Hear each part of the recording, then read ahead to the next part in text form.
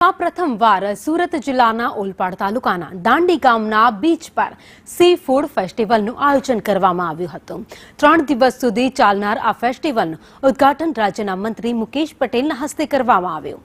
આ પ્રસંગે મહાભારત ફેમ અભિનેતા પુનીત ઇસ્સાર પણ ખાસ ઉપસ્થિત રહ્યા હતા।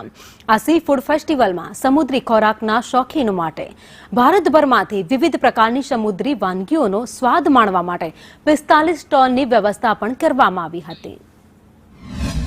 સી ફૂડ ફેસ્ટિવલ સુરતમાં પણ ગુજરાતમાં પહેલી વાર થઈ રહ્યો હોય એવું મને લાગે છે અને સી ફૂડ ફેસ્ટિવલ એમ પણ સુરતીઓ ખાવા માટે તો શોખીન ગણાય જ છે।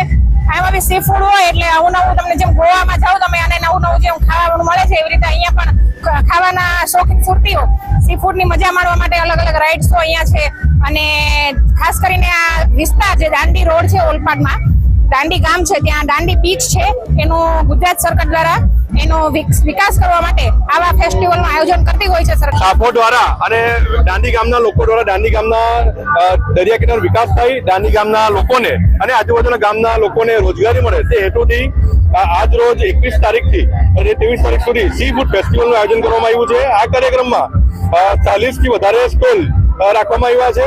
જેમાં 30 થી 35 સ્ટોલ સી ફૂડના છે અને અલગ અલગ વેરાયટીના બીજા સ્ટોલ રાખવામાં આવશે। આ કાર્યક્રમમાં નવીનતામાં એ છે કે ગુજરાતમાં પ્રથમવાર એર પેરા મોટર શો થવા જનાર છે અને પેરાગ્લાઇડિંગ બી આ ફેસ્ટિવલમાં થવાનો છે। આ કાર્યક્રમ એ ટુડી આપણે ઓર્ગેનાઇઝ કર્યો છે કે દાંડી બીચ ડેવલપ થાય, દાંડીના લોકોને એક રોજગારી મળે, સુરત શહેરને એક નવું પ્રવાસન સ્થળ મળે અને લોકો આવીને મજા કરે।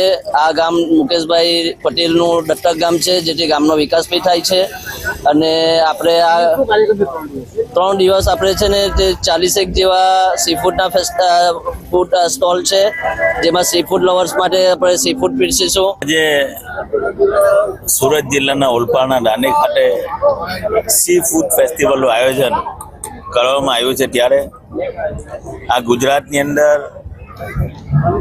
પહેલી વાર આ સી ફૂડ ફેસ્ટિવલ યોજવામાં આવી રહ્યો છે।